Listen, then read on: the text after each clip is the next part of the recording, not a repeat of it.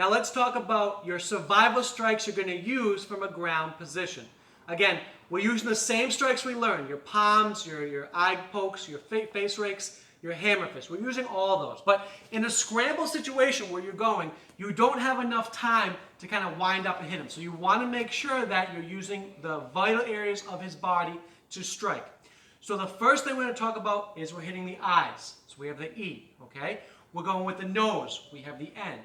We have the throat, which is the T, and then we have the groin. So we have E, N, T, and then G. So E, N, T, and G, that's what I'm going for. The eyes, the nose, the throat, and the groin. So if we're in the mounted position from here, and I'm the defender, I'm going for his eyes, I'm going for his nose, I'm going for his throat, and I can hit his groin from here.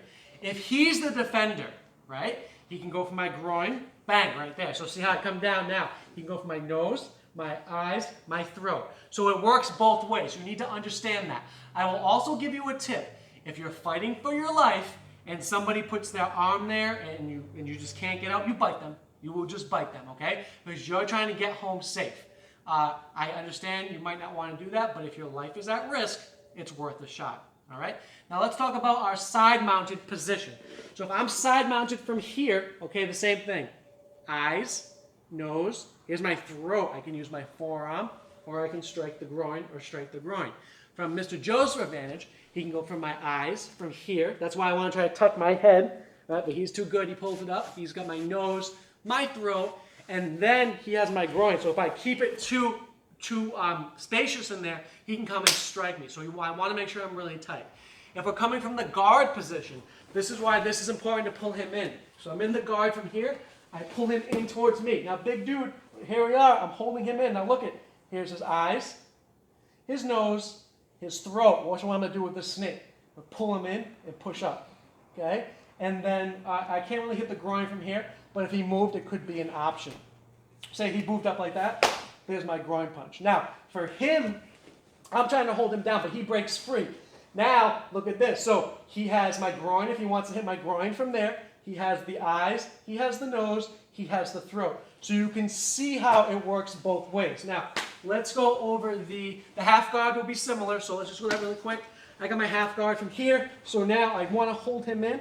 Now, I'm holding with an overhook because I don't want him to punch me with this. So here's my eyes, my nose. I can push in here, the throat. And if I wanted to try to hit the groin from here, I can, or I can pinch as well. From his position, now he's on top. We talked about being on top is better, right? Because he can get away faster. So he goes, my eyes are exposed from here, bang, my nose, my throat, and then my groin is exposed from there too. So understand, again, it works both ways. Now from the back mounted position, well, say he's all the way flat for now. From here, here's my back mount. So from here, I have total control. But if I wanted to still do it, I could use eyes. I look at the nose. I could push in, smush it. I could try to hit his throat from here, but you've got to be careful. But his groin is pinned. But the reverse of this is he can't do that to me because he's face down, which is why the back mount is the main position. You'll get the mount more so, but if you can get the back mount, I'm very safe in here against him. Okay? So eyes, nose, throat, and then groin. Just look for those.